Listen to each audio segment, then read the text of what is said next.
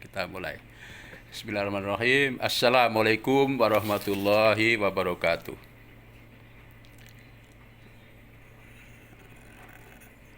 Ya, jadi ini kuliah terakhir untuk semester ini mata kuliah kimia medisinal ya. Jadi topiknya adalah diuretika ya.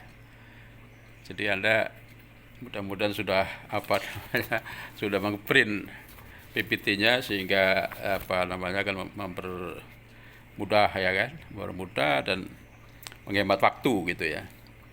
Oke. Jadi diuretika kemarin sudah disinggung pada pengobatan untuk kardiovaskuler ya. Jadi A, B, C, D masih ingat? A, B, C, D. A-nya ada berapa? 2 apa 3 itu kan? Ya. AC inhibitor, ya kan?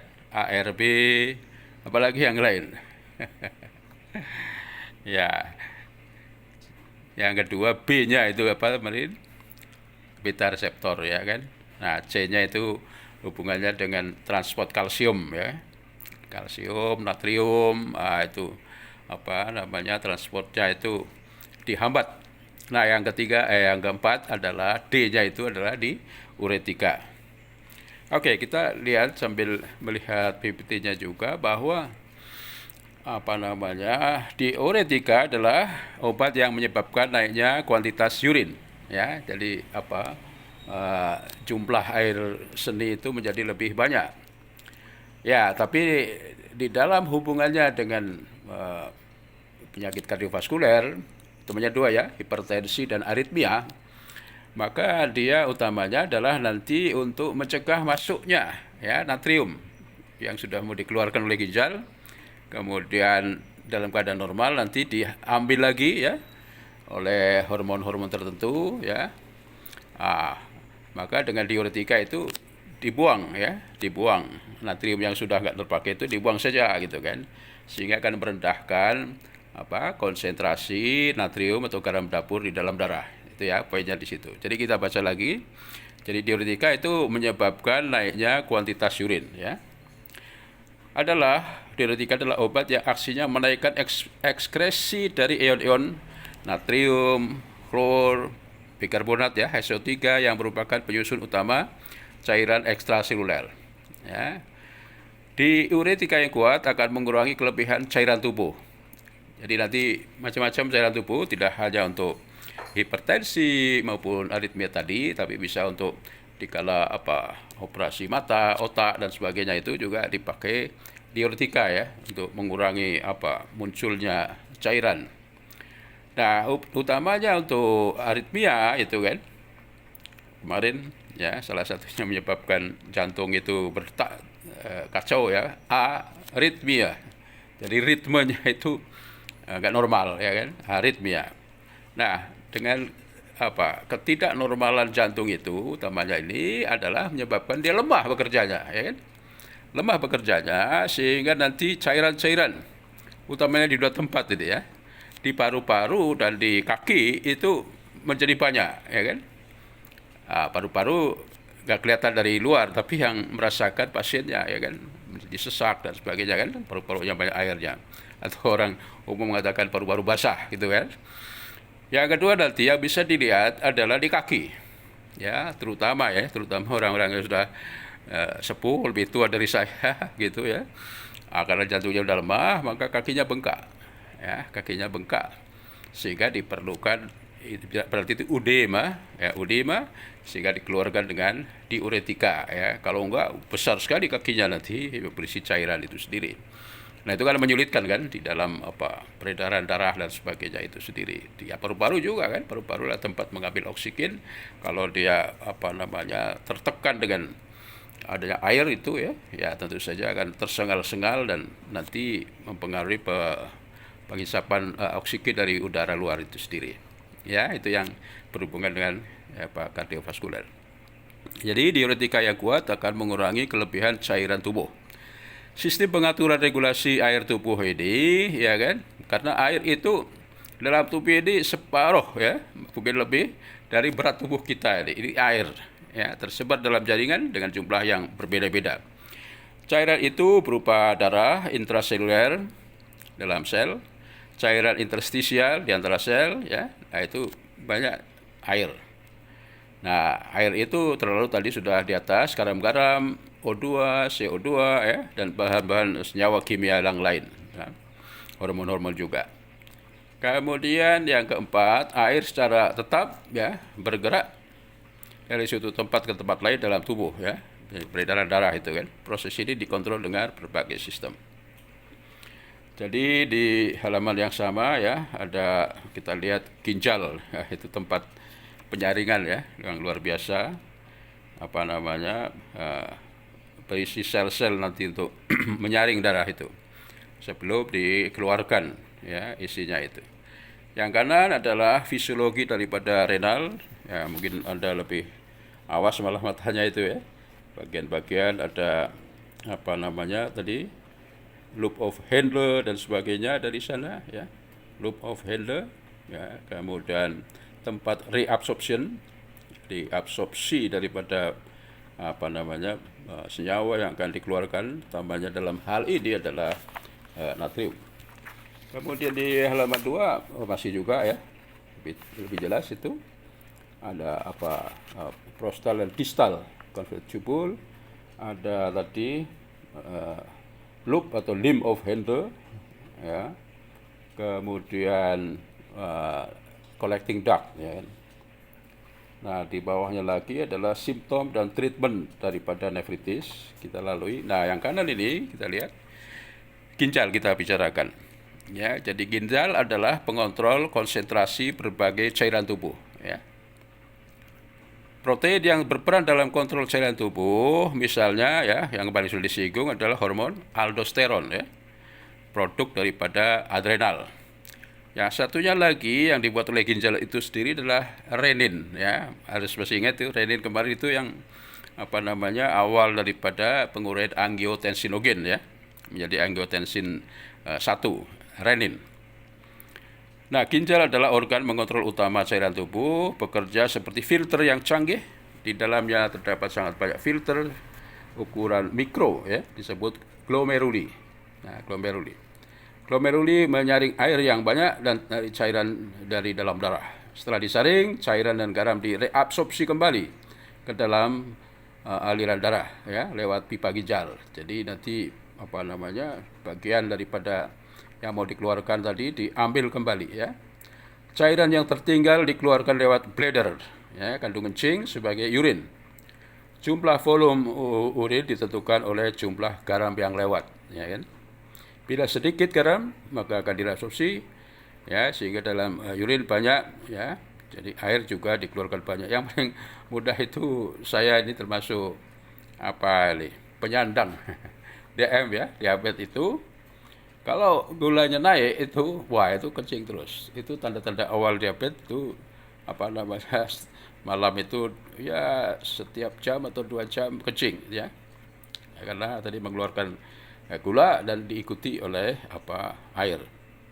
Jadi diuretika ini bekerja nanti mencegah garam masuk ke dalam pipa ginjal akibat urin menjadi banyak. Jadi diharapkan nanti terutama natrium, ya, itu dikeluarkan oleh diuretika bersamaan dengan air. Akibat dan tujuan penggunaan diuretika. Kebanyakan diuretika menyebabkan banyak hilangnya garam-garam seperti garam dapur, NaCl, kalium, kalsium, dan magnesium. Akibat kehilangan kalium yang banyak dapat menyebabkan kelelahan, lemah otot, jantung tak teratur, ya. Jadi sebenarnya lah yang baik itu nanti natrium dibuang, kalium diambil lagi, ya, karena kekurangan kalium itu menyebabkan tadi, ya, mulai kelelahan dan sebagainya sampai pada jantung yang tidak teratur. Memperhatikan masalah ini, maka bila perlu harus menambahkan kalium, ya, K, ya, dalam pengobatan diuretika. Jadi awal-awalnya begitu, ya. Pokoknya diuretika ditambah kalium supaya tadi jangan sampai lelah, jantung tidak teratur, gitu kan. Tapi nanti kita temukan ada diuretika yang hemat kalium, jadi nggak perlu ditambah kalium, ya. Nanti kita ikuti, ya. Oke, secara umum nanti penggunaan diuretika ini di sini disebutkan 6, ya, 6 fungsi penggunaan diuretika. Yang pertama tadi adalah yang utama mengurangi kelebihan cairan misalnya pada udim, ya. Tadi sudah sebutkan orang yang jantungnya bermasalah maka biasanya di dada, paru-paru dan di kaki. Yang kedua, ini sudah mulai disebutkan gagal jantung tadi ya.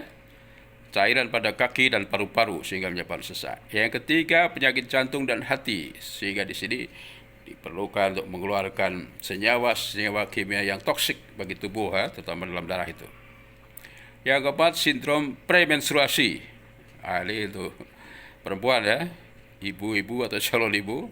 Jadi akibat hormon cairan tubuh naik sebelum menstruasi, ya kan? Hormon-hormon akan naik dan bisa menyebabkan ya berakibat ada tensi yang naik, ya kan, yang jelas mudah emosi gitu kan. Jadi bagi ini mahasiswa laki-laki harus paham itu, kalau istrinya nanti marah-marah, ini sudah hampir deh ya. Ada tamu bulanan. Oke, kelima, odema postular ya, jadi ini untuk orang tua utamanya ya. Ya mudah juga kalau over banyak berdiri ya. Biasanya kalau kita melayani di mana, di toko, di apotek, ya kan, di perbankan banyak berdiri. Atau naik kendaraan yang lama. Ya. Jadi makanya naik kendaraan pribadi itu kan ya setiap 2 atau maksimal 3 jam berhenti dulu ya. Istirahat dulu, banyak hal ya kan, mulai dari kepala, konsentrasi, ya kan, sampai pada untuk mengeluarkan ya urin itu ya. Nah, ini terutama orang tua ya. Saya itu ya utamanya tadi karena mendapat anugerah banyak penyakit. 2 itu diabetes, kemudian batu ginjal. Nah, itu sehingga ginjal sudah gak begitu normal, sehingga setiap 2 jam maksimal 3 jam itu harus ke toilet ya, buang air. Ya, jadi yang kasihan kalau naik bus kemudian Pak nanti pom bensin depan berhenti dulu masuk. Jadi seluruh penumpang itu menghormati saya ya, yang mau ke toilet itu. Yang keenam tadi berhubungan dengan tekanan darah tinggi ya, hipertensi itu ya. Jadi hipertensi kan ada masuk norepinefrin, noradrenalinnya itu tinggi ya, salah satunya itu, dan senyawa lain. Maka dengan diuretika diharapkan itu dibuang. Efek samping diuretika ya, ini kalau terlalu sering maka menyebabkan gout ya, encok. Kemudian alergi kulit dan impotensi pada laki-laki. Oke, kita teruskan. Ya, gambar-gambar berikutnya mekanisme transport, fisiologi ginjal ya. Nanti Anda lihat sendiri. Ya. Kita lanjut ke tadi macam diuretika ya. Yang pertama disebut osmotik diuretika osmotik ya, sudah ketemu. Jadi khusus untuk osmotik ini nanti berat molekulnya itu rendah ya, seperti urea, poliol ya kan, glukosa, isosorbida, mannitol, sorbitol, sukrosa. Jadi pH-nya rendah. Nah ini sebagai lambang kehidupan. Yang sederhana ini ternyata manfaatnya tinggi gitu. Jadi orang yang sederhana itu memang ternyata manfaatnya cukup tinggi ya kan. Presiden pertama Soekarno, simpel saja namanya. Yang kedua Soeharto. Yang Kuswandi nggak tahu presiden keberapa. Ya kan. Jadi yang sederhana ini rupanya mempunyai manfaat yang besar dan kritis ya. Jadi osmotik diuretika ini ada 2 yang utama tadi sudah disebutkan di depan, yaitu menurunkan tekanan intraokuler dan volume cairan mata sebelum dibedah, bedah mata. Yang kedua otak ini menurunkan tekanan darah intrakarnial ya kan, sebelum dan sudah bedah syaraf udim otak misalnya saja. Ini. Jadi di mata dan otak ini memerlukan diuretika yang sederhana atau osmotik ya. Jadi contohnya tadi mannitol ya, D-mannitol. Yang pertama. Jadi tidak dipakai untuk hipertensi atau kelainan jantung. Yang kedua nanti adalah senyawa organomerkuri. Ya, ini diuretika memperbanyak keluarnya urin secara umum. Jadi Anda lihat di situ di organo merkuri, jadi ada Hg-nya ya. Ada apa? Air aksanya tuh Hg ya. R, kemudian ada 3 propil, kemudian Hg, kemudian ke bawah O, Y, ke kanan Hg, X ya kan. Nah, itu yang dimodifikasi. Jadi yang tidak X dan Y itu adalah sentralnya ya kan. Farmakofornya. Nah, sehingga sebaiknya tidak boleh diutak-utik ya kan. Yang boleh diutak-utik pada X dan Y itu. R-nya adalah aromatik, heterosiklik, alisiklik, berikatan dengan propil tadi, CCC, dan gugus karbamoil. Y yang ke bawah itu umumnya adalah pendek saja, metil. Nah, lihat X, jadi macam-macam ya. Misalnya tiol ya, misalnya pada asam merkaptostat dan tiosorbitol. Nah, itu banyak contoh-contohnya, ya kan? Baik golongan diuretika osmotik tadi ada di situ struktur molekulnya, ya dari amonium klorida yang N4Cl sampai ke bawah ada urea. Kemudian yang golongan merkuri ya ada apa namanya meralirit, kemudian kloro ya kan, merodrin dan sebagainya ya. Ya, jadi itu nanti apa namanya Y dan X-nya itu berbeda-beda. Oke. Ya. Golongan merkuri. Yang kedua ya. Nah, ini yang ketiga adalah yang sangat berhubungan dengan apa hipertensi utamanya ya. Kalau nomor 2 tadi itu mengeluarkan cairan termasuk dari kaki maupun paru-paru itu saja ya. Jadi tidak ada apa hubungannya dengan kandungan daripada urin itu sendiri. Nah, yang ketiga ini inhibitor karbonik anhidrase. Nah, ini sudah berhubungan dengan soal keluar masuknya natrium ya dalam tubuh itu. Ya, jadi enzimnya adalah enzim karbonik anhidrase, ya kan? Nanti bisa disingkat CA misalnya saja ya, karbonik anhidrase. Jadi di sebelah kanannya itu ada keluar masuknya apa namanya natrium terutamanya dan bikarbonat HCO3 diatur oleh enzim karbonik anhidrase ya. Jadi apa namanya diuretika golongan ini adalah mengikat ya, mencengkeram enzim karbonik anhidrase ya. Jadi kalau enzimnya diikat maka natrium yang harusnya itu masuk kemudian nggak apa namanya nggak bisa masuk lagi di luar ya, sehingga nanti dibuang. Ditandai dengan ini obatnya gugus sulfamil ya, 1 atau 2 yang menempel pada benzena atau cicin heterosiklik ya dengan rumus umum R ya, aril SO2 NH2. Ini kembali lagi bahwa sulfanilamid ini SO2 NH2 ini dia apa kemana-mana ya, masuk ke segala obat ya, banyak macam obat.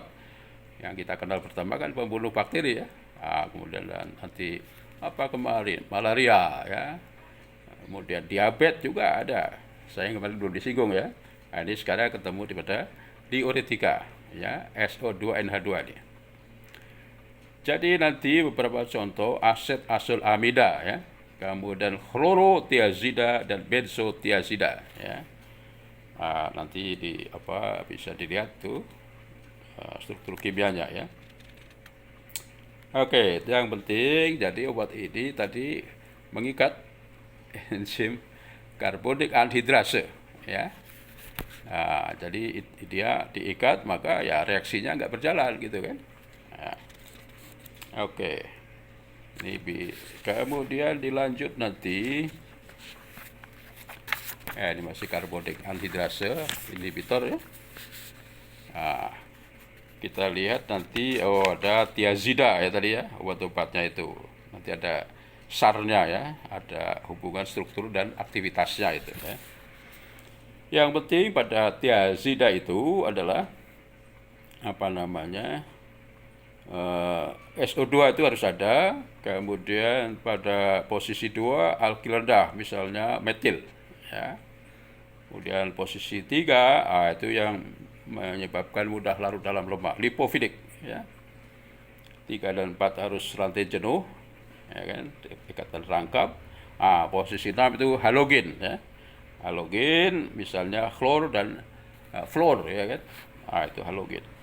Kemudian posisi ketujuh nanti adalah sulfamil, ya, SO2NH2. Itu ciri daripada obat penghambat karbonik anhidrase enzim. Oke, di sebelah kanan atas inhibitor CA, ya. CA tadi karbonik anhidrase.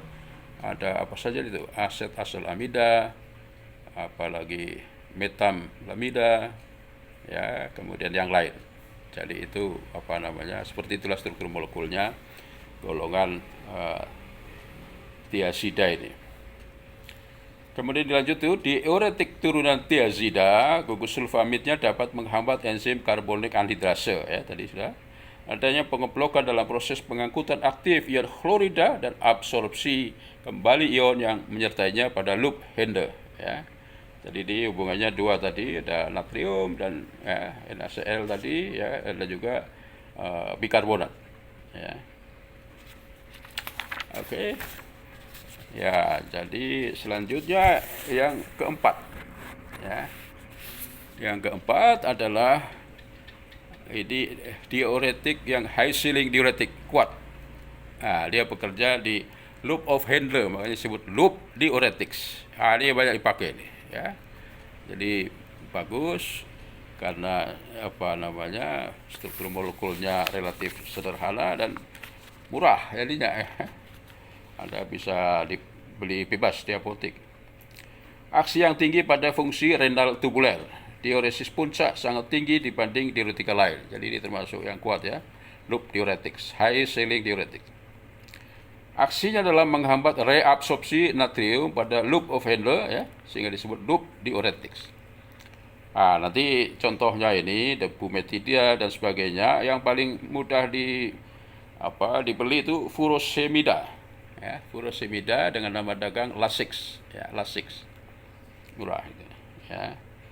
Jadi kalau orang hipertensi misalnya saja, ya, obat yang lain masih belum ada, ya, atau masih awal-awal, ya, awal hipertensi, bisa memakai Lasix, ya, atau furosemida itu untuk memperbanyak keluar cairan dari tubuh, tapi dibagi juga minumnya, ya. Kalau terlalu sedikit nanti kekurangan air. Oke, untuk furosemida tadi, bila CO diganti SO2N2 atau sebaliknya, efek salubritasnya hilang. Furosemida dikeluarkan lewat urin dengan tidak berubah. Jadi bisa ngirit itu, ya. Minum furosemida, air seninya ditampung, ya kan. Itu makanya ada ini saya sendiri kurang cocok, ya, mengobati dengan air seninya sendiri, ya. Wah, itu sampai ada profesornya juga itu. Cuma kan untuk kita muslim itu ya najis, ya, dan obatnya toh nggak terlalu mahal, ya. Beli baik beli yang baru saja, ya. Ini untuk sejarah saja kan, di waktu kita bicara penisilin, ya kan, karena masih langka itu kan. Sehingga itu mengobati Ibu Ana, masih ingat kan, kehabisan antibiotika itu, ya, air seninya itu diproses kembali, kristalnya si penisilin diambil, kemudian disuntikkan, ya, dicairkan, suntikkan kembali itu. Bu Ana masih ingat, ya. Kalau furosemida ini murah, ya. Furosemida dikeluarkan lewat urin dengan tidak berubah, merupakan obat saluretik yang kuat, ya. Jadi dia mengeluarkan natrium dengan kuat. Jadi di sebelah kanan Anda bisa lihat struktur molekul daripada sulfonamida. Di bawahnya adalah loop diuretics, ya. Ya, loop diuretics. Kita lanjut, ya. Ini masih menceritakan tadi loop diuretics, ya. Ada beberapa contohnya, nanti Anda lihat tuh. Itu yang golongan keempat. Golongan kelima adalah antagonis steroid aldosteron. Nah, ini sebagai aktornya aldosteron, kemarin kita bincangkan, dia adalah pemuda pemulung, ya, pemuda pemulung. Ya, dalam keadaan normal pada Anda yang masih muda, dia sangat bermanfaat, ya kan, apalagi kalau puasa dan sebagainya, kita merasa tidak lelah dan sebagainya karena tadi benda-benda yang akan dibuang oleh aldosteron diambil kembali, termasuk garam dapur, kalium, kalsium dan sebagainya itu ya. Nah, tapi bagi orang tua apalagi hipertensi, ini yang bermasalah ya, terus ya hipertensinya itu. Jadi aldosteron pemulung itu harus dikecilkan, ya, dikecilkan. Nah, caranya gimana? Ini kembali ke teori makhluk halus, ya kan? Jadi apa? Jadi dari apa? Dia berasal dari kolesterol. Ya, Anda lihat pregnenolon, glukokortikoid, progestagen, mineralokortikoid dan androgen. Itu kan. Nanti di sebelah lain nanti sampai pada aldosteron. Sehingga untuk menekan jumlah aldosteron ada dua macam, ya.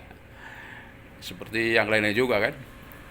Waktu kita bicara angiotensin juga ada dua macam cara. Yang pertama adalah produksinya di stop atau dikecilkan, ya.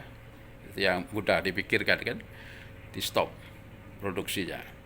Yang kedua nanti adalah banyak aldosteron, tapi di tempat target obatnya itu, di reseptornya, itu di stop sehingga dia tidak bisa berfungsi ya terhadap reseptornya. Oke, kembali ke sini, sintesis steroid di dalam adrenal cortex ya tadi. Aldosteron termasuk mineralokortikoid. Jadi dia regulator penting keseimbangan air dan elektrolit dalam tubuh sehingga dia menaikkan tadi reabsorpsi ya. Aldosteron itu reabsorpsi natrium dan yang lain ya kan. Kenaikan reabsorpsi natrium yang berlebihan disembuhkan dengan memblokir aksi aldosteron pada reseptornya. Yang kedua menghambat produksinya, biosintesisnya ya. Obat yang terkenal adalah spironolakton. Oke, jadi di lembar yang lain itu daftar tadi loop diuretik yang keempat. Yang di bawahnya adalah perjalanan ya dari kolesterol sampai pada steroid ya.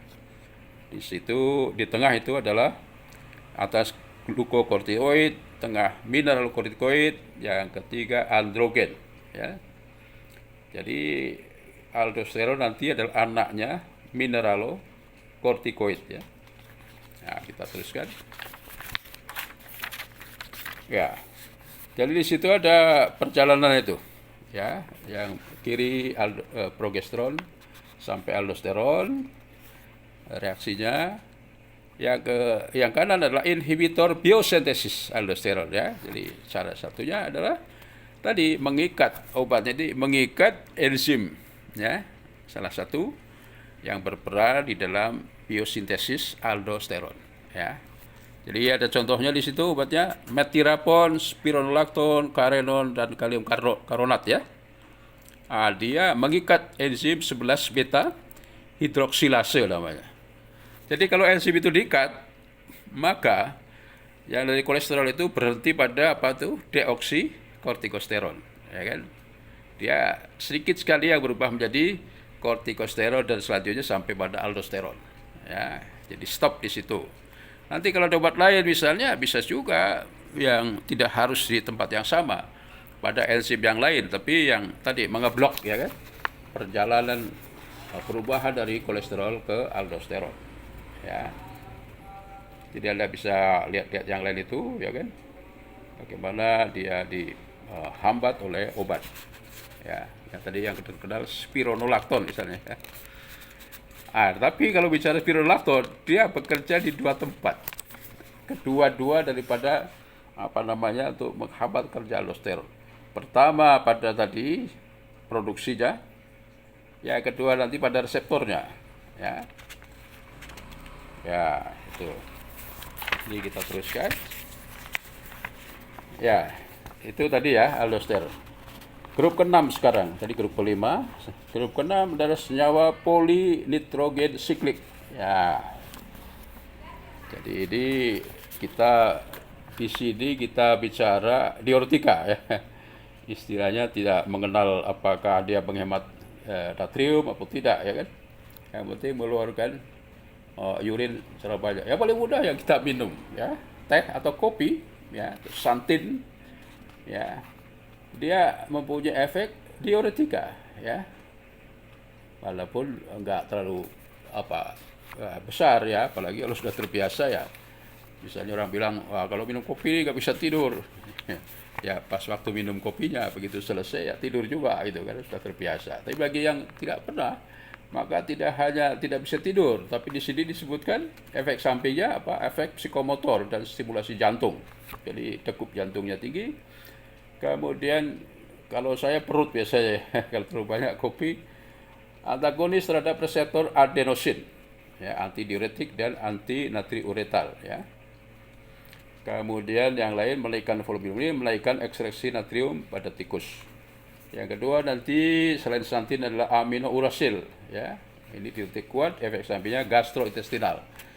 Jadi saya ingat betul waktu pesiar ke mana itu, waktu SMA, Tawangmangu kalau nggak salah ya kan, dingin malam hari, wah minum kopi banyak-banyak, wah memang menjadi segar ya, tapi ke belakang terus ya kan. Itu golongan senyawa polinitrogen siklik, ya. Kemudian ada pirazin teridin. Ini juga golongan yang banyak N-nya, ya, banyak N-nya. Jadi mengeblok atau menutup salur natrium, mengurangi keluarnya kalium dari ginjal. Ini sudah mengarah kepada terutamanya hipertensi, ya. Contohnya adalah samtopterin dan 247 triamino 6 teridin. Di situ contohnya banyak itu senyawa-senyawa polinitrogen siklik, ya. Yang bawah tadi senyawa turunan teridin, ya, ditandai dengan 2 cincin. Kemudian di dalam cincin itu, wah itu ada 4 N. Nah, kemudian di rantai sampingnya juga banyak N-nya itu, ya. Minimal 3 N di luar, 4 N di dalam. Nah, itu golongan turunan teridin. Kita lanjut. Ini juga golongan heterosiklik poliaza, ya, sebagai diuretik. Itu masih N-nya banyak, ya.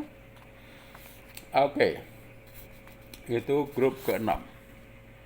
Grup ke-7 adalah ini yang ideal untuk diuretika, kemudian untuk terutama antihipertensi, termasuk juga anti aritmia, yaitu diuretika hemat kalium, ya, diuretika hemat kalium.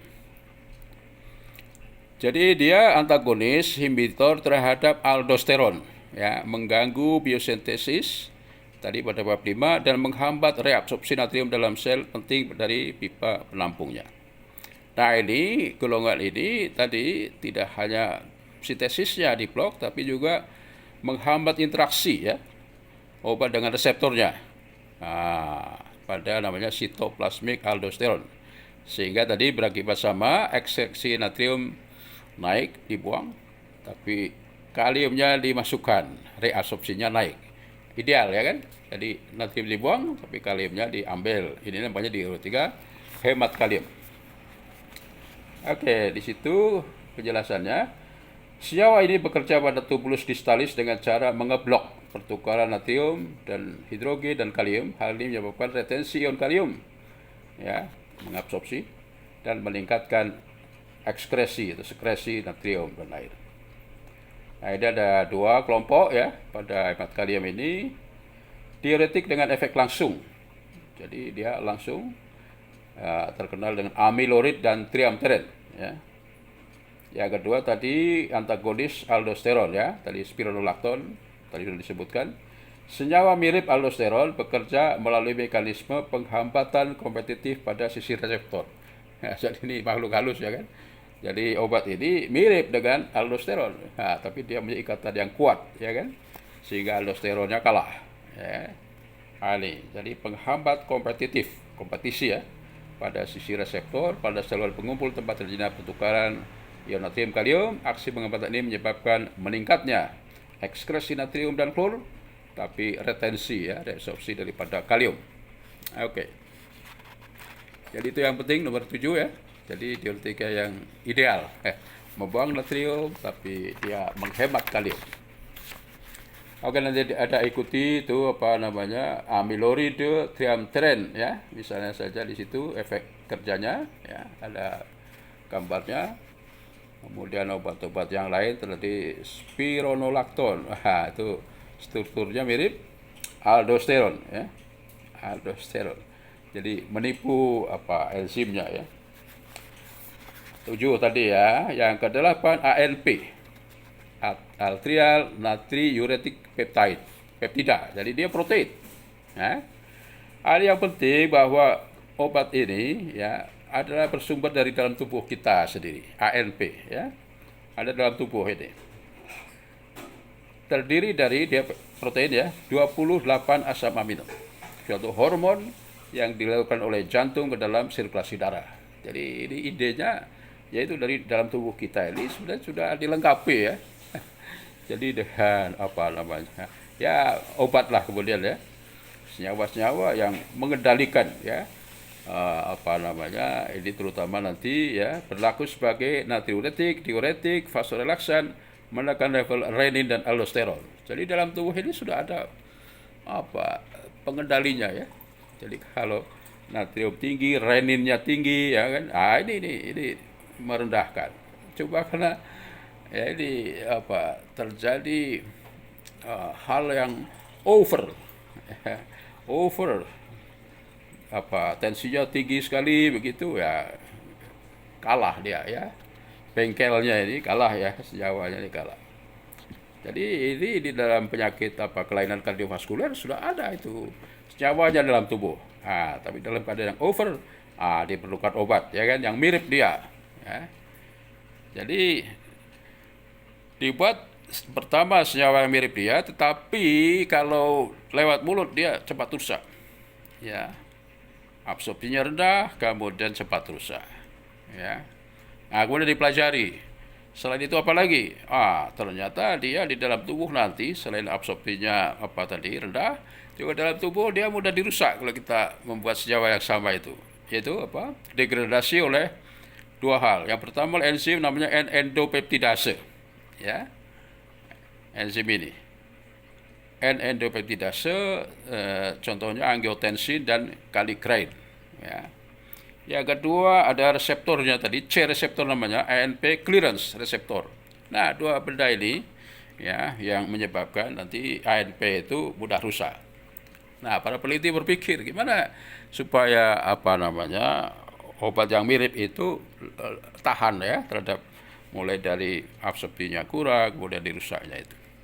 Maka dari struktur molekulnya ya yang mirip dengan ANP sudah ada di situ ya, 28 asam amino.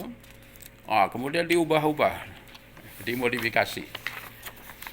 Kemudian dicoba-coba ya, tentu saja dengan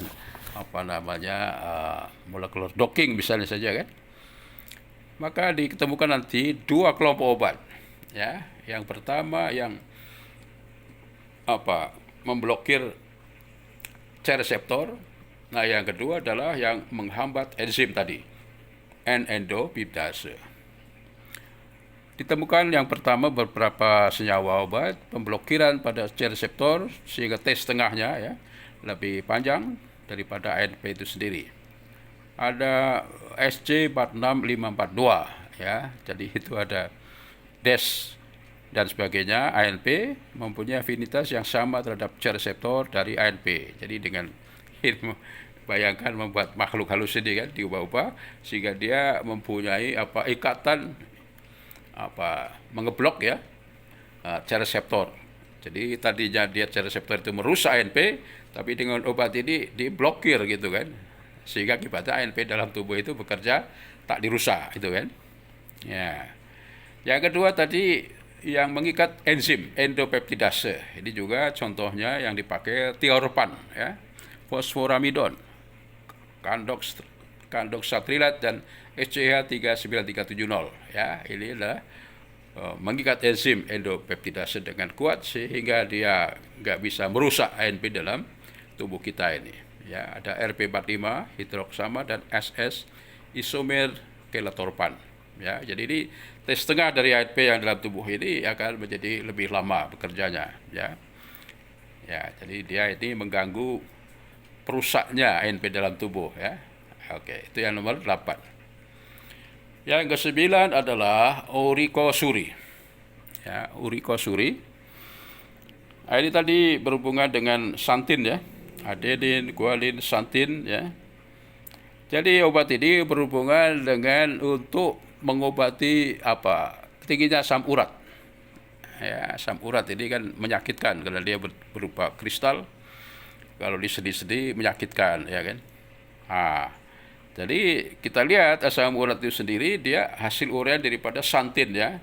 Dimulai dari adenin, guanin tadi, santin, kemudian jadi asam urat. Asam urat ini kalau normal, Anda yang muda, dia akan menjadi alantoin, alantoa, glioksilat, dan urea. Ya. Jadi bahasa urin kita ini banyak ureanya bisa untuk pupuk itu ya. Jadi bisa dicoba itu 2 pot tanam misalnya lombok ya, satu maaf yang laki-laki ya dikencingin malam hari, yang satunya enggak, maka yang dikencingin itu akan lebih subur karena mengandung urea ya itu kan.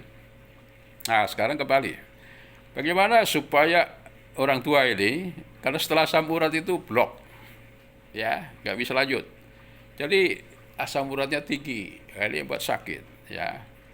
Ini nanti ada penyakit yang asam uratnya tinggi sejak dalam kandungan ya kan. Nanti kemarin sudah apa PKU itu ya, menyebabkan asam urat tinggi. Wah itu bahaya kan, masih anak-anak kemana-mana ke jantung dan sebagainya, cepat mati. Ini tuh orang tua utamanya adalah mengurangi asam urat itu ada 2 macam ya.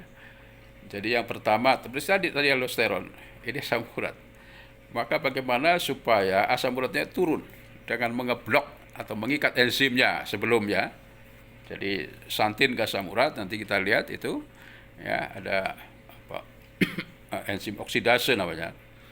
Demikian juga setelahnya. Jadi yang satu kalau bisa menutup sebelum asam urat, yang kedua menutup apa namanya atau membuang asam urat. Coba kita lihat pengurangan asam urat, yang pertama menurunkan produksi asam urat, yang kedua membuangnya, menaikkan rate eliminasi asam urat. Jadi produksinya diketikan atau dibuang ya asam uratnya itu. Nah ini obat-obat ini mengeblok kedua-duanya tadi ya kan, produksinya dikurangi, kemudian dibuangnya juga cepat. Apa itu di situ? Asam salisilat, propenesid, sulfenpirason, allopurinol, dan benzbromaron. Yang terkenal di apotek itu allopurinol ya. Untuk mengepalkannya alu, kalau zaman dulu itu untuk menumbuk padi. Allopurinol ya. Nanti di reaksinya berikutnya itu ya akan kita lihat kanan atas. Jadi allopurinol itu nanti memblok santin oksidase sebelah kiri uric acid ya, di blok. Demikian juga sebelum santin juga ada santin oksidase juga di blok. Jadi ada 2 tempat itu kan. Jadi allopurinol itu dia mengeblok produksi asam urat tadi, uric acid, dan sekaligus membuangnya. Itu sangat bagus sekali dan murah ya.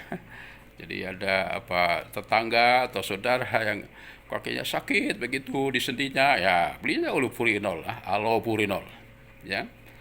Maka yang tadinya menangis bisa jadi tersenyum. Itu pahalanya tinggi. Nah yang terakhir ini adalah yang berhubungan yang saya punya ini, batu ginjal. Woi, kalau awal-awal batu ginjal ini sakit sekali, seperti orang mau mati ya. Perut ini melingkar, ingin ke belakang nggak bisa. Saya ingat Pak Dekan Farmasi UMS ini dulu pernah juga itu. Mana nih Pak Aziz? Oh di rumah sakit, kenapa dia? Wah dia mau mati katanya. Kenapa? Sakit perutnya gitu kan. Oh ya, saya tanya gimana urinnya? Urinnya keruh Pak. Itu batu ginjal ya. Kalau saya dulu ke rumah sakit itu kalau sakit sekali ya kan, 2 minggu di rumah sakit. Saya obati dengan tempuyung ya. Kalau kapsulnya Calcusol namanya, ini juga penting ya. Kalau tetangga Anda sakit itu kan, maka pakai tempuyung. Nah, dalam bentuk tiga macam ya. Kalau kan apalagi untuk traveling pakai yang kapsul kan, udah tinggal ngemplok aja. Tapi kalau di rumah itu ada dua pilihan ya kan. Bisa yang sudah dirinting kering, murah itu, direbus 5-10 menit mendidih, didinginkan diminum. Yang kedua, toga ya, tanaman obat keluarga ini harus ada itu tempuyung. Sehingga walaupun Anda agak sakit, tetangga malam-malam, waduh ini gimana nih, karena tahu ada di seorang farmasis ya kan, sakit ini gini-gini, oh, gimana urinnya keruh, ambil di pot itu, 2-3 lembar ya, dikodok, diminumkan, udah dia senang ya kan. Jadi yang tadinya rasanya mau mati kemudian menjadi tersenyum ya, seperti Pak Dekananda itu, saya bilang ambil 5 daun tempuyung di greenhouse ya. Sekarang greenhouse-nya udah hilang ya. Itu dulu pot-pot tanaman-tanaman, karena saya tadi memikirkan Indonesia ini kaya raya dengan tanaman obat. Farmasi mestinya itu memeliharanya ya kan, mengembangkannya. Ya, baik dipakai langsung seperti tempuyung, diekstrak juga bisa ya, atau dimodifikasi secara sintesis ya kan, sehingga menjadi obat-obat baru kan begitu ya. Ini jadi tempuyung tadi juga tadi diuretika ya, selain menghancurkan batu ginjal itu, dia juga diuretika. Ini bagus ya. Jadi saya ini ya beberapa hari kalau sudah sinyal di pinggang ini sakit, wah ini produksi batu ginjal. Karena batu ginjal kalau sudah pernah ini nggak bisa dihindari lagi ya, karena dari sayur itu banyak kalsium oksalat. Kalsium oksalatnya banyak. Apalagi masang daging-daging ya, asam urat, udah itu cepat sekali. Kalau ada sinyal ya memang tidak hanya obat, tapi ada 5 hal ya. Ya, yang kita kenal kemarin dodol itu ya. Diet, jadi terutama dietnya itu untuk batu ginjal ya.